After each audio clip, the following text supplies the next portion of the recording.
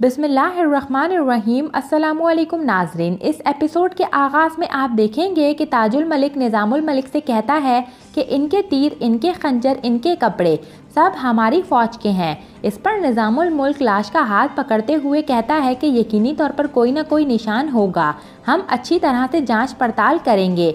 और फिर निज़ामुल मुल्क टोपी उठाकर कुछ तलाश करने लगते हैं और इसी के साथ कुछ सोचते हुए लाश के सर के जानिब आते हैं और लाश के बालों को टटोलने लगते हैं। इसी दौरान निज़ामुल मुल्क को एक निशान नज़र आता है जिसे वो देखने के लिए सर के बाल चाकू की मदद से काटने लगते हैं। इस पर ताजुल मलिक पूछता है कि क्या मिला आपको। वहीं निज़ामुल मुल्क खंजर से बाल काटने लगते हैं तो सर पर एक निशान नमूदार होता है जिसे देखकर निज़ामुल मुल्क कहते हैं, दोहरे सर वाला औकाब।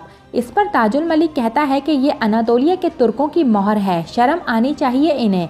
वो सुल्तान की जान लेने तक आ गए। वो कैद में बंद कलेज अरसलान का बदला लेना चाहते हैं। इस पर निज़ामुल मुल्क कहता है, तुम इतनी सी तहकीक से इतने गहरे नतीजे पर पहुंच गए ताजुल मलिक, इस बात का यकीन किए बगैर फैसला करना मुमकिन नहीं। इस पर ताजुल मलिक कहता है कि सब कुछ दिन के उजाले की तरह आया है हाजी हजरत। इस पर निज़ामुल मुल्क कहते हैं कि ये भाइयों के दरमियान जंग का सबब बन सकता है, क्या तुम ये चाहते हो।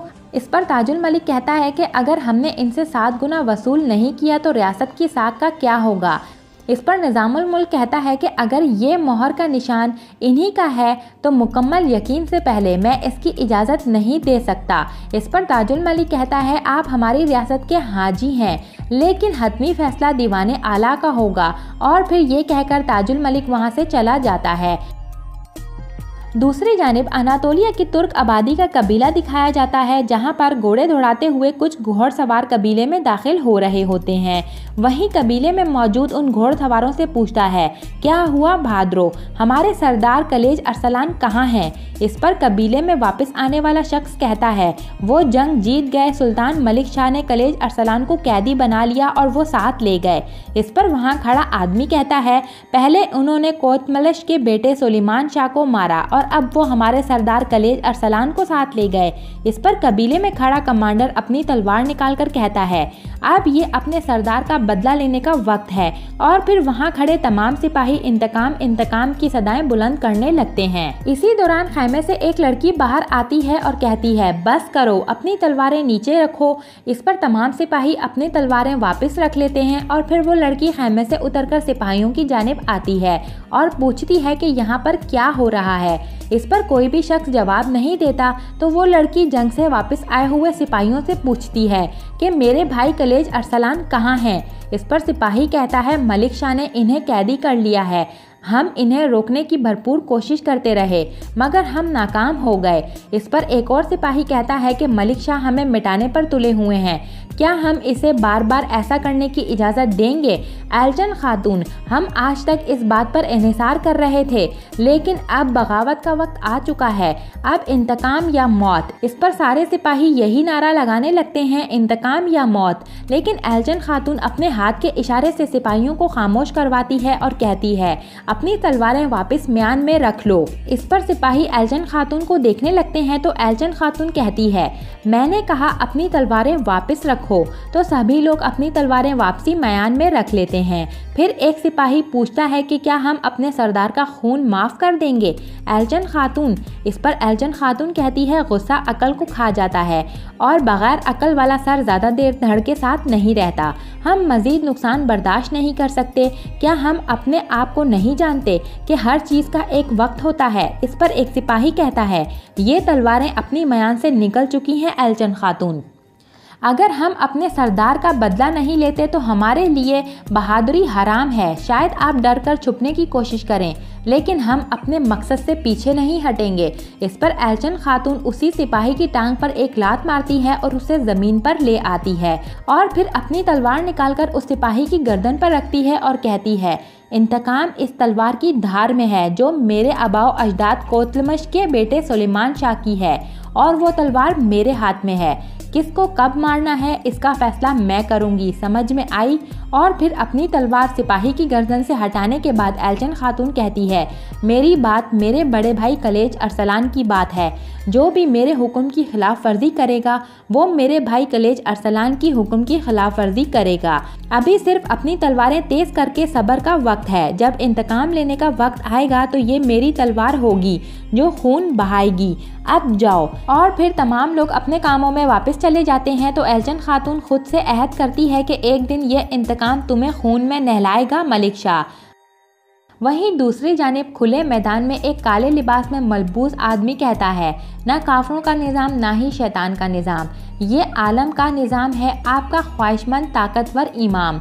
इसी दौरान एक घोड़सवार इस शख्स की तरफ आता हुआ दिखाई देता है। वो काले लिबास में मलबूस आदमी अपनी बात जारी रखते हुए कहता है, आपकी गैर मौजूदगी में ये सब कुछ ख़त्म हो चुका है। अब इस आलम पर आपकी अजमत और ताकत की हुक्मरानी का वक्त आ गया है। कुछ लोग बातनी के मकसद को कबूल नहीं करते, वो गुजर जाएंगे, सल्जोक सल्तनत तबाह हो जाएगी और मुझे बातनी का ये आलीशान परचम इनकी तबाहशुदा सरजमीन पर लहराने का मौका मिलेगा। और फिर इसी दौरान घोड़े से उतरकर वही बूढ़ा शख्स हसन सबा जो सल्जोक महल में सुल्तान के आसपास रहता है, दर हकीकत वो गद्दार है और इन बातनियों और फातमियों का आदमी है जो महल में जासूस का काम सर अंजाम दे रहा है।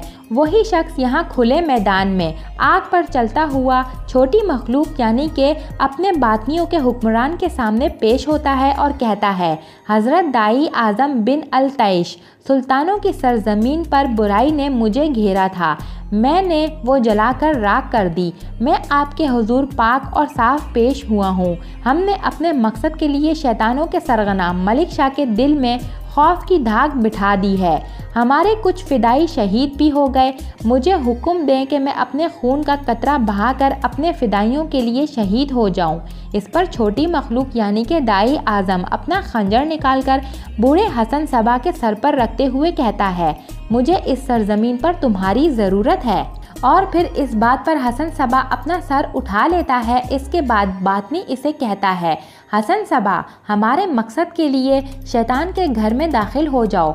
इस पर हसन सबा अपने सर से हाँ में हाँ मिलाता है। उधर काले लिबास में मलबूस शख्स अपने खंजर को करीब ले जाते हुए कहता है, सातवें आसमान में मौजूद इमाम के लिए, अर्श पर मौजूद हमारे मासूम खलीफा के लिए। और फिर ये कहते हुए वो शख्स अपने हाथ को काट लेता है और हाथ से खून बहने लगता है। इस पर काले लिबास में मलबूस शख्स हसन सबा से कहता है कि मैं अपने खून और दुआ से मोहर लगाता हूँ। इस पर हसन सबा अपना माथा उसके आगे करता है और फिर काले लिबास वाला शख्स हसन के माथे पर मोहर लगाते हुए कहता है, तुम्हारा सर कुर्बानी के जानवरों की तरह मुकद्दस है हसन। दूसरी जानिब संजार जंगल में एक खुफिया घर की जानिब आता है और उस घर में दाखिल होने के बाद लिफ्ट के जरिए ज़ेरे ज़मीन खुफिया तय खाने तक पहुंच आता है, जहां पर निज़ामुल मुल्क पहले से मौजूद होता है। संजार के तय खाने में पहुंचने पर निज़ामुल मुल्क कहता है, मैंने तुम्हें अपनी और लोगों की तरबियत का फ़र्ज सौंपा था और तुम उन बातियों में जाकर शामिल हो गए। इस पर संजार कहता है, मैं मजबूर हो गया था। जिन लोगों को तरबियत दी जाती थी वो आपके सामने ही छोड़कर रवाना हो जाते थे। मुझे लगा ज़रूर कोई ना कोई गड़बड़ है। इस पर निज़ामुल मुल्क कहता है, तो फिर क्या पता चला। इस पर संजार कहता है, वो लोग अपनी मजालिस में ना सिर्फ इल्म दे रहे हैं मगर इल्म बहुत वाज़ेह चीज़ है, बल्कि इस वाक़े में इनका हाथ भी है। इस पर निज़ामुल मुल्क कहता है, एतमाद के साथ तुम ये बात कैसे कह सकते हो। इस पर संजार कहता है, मेरी मौजूदगी में वहाँ पर एक पैगाम रसा आया था। वो पैगाम रसा अलग लिबास में था और जब वो वहाँ से गया तो वो लिबास मुख्तलिफ था और फिर कपड़ों वगैरह पर मौजूद निशानात देखकर मुझे लगा कि सुल्तान के साथ कुछ गलत होने जा रहा है। इस पर निज़ामुल मुल्क पूछता है कि अपने पीछे कोई निशान तो नहीं छोड़ा। इस पर संजार कहता है, सबके सब मट्टी के नीचे हैं, फिक्र मत करें सिवाय आपके आदमी के। और यहाँ पर इस एपिसोड का इख्तिताम हो जाता है। नेक्स्ट एपिसोड के लिए आप हमारे चैनल को सब्सक्राइब कर लें। इसके अलावा वीडियो को लाइक करके अपने दोस्तों के साथ ज़रूर से शेयर कर दें। Thanks for watching and keep supporting us.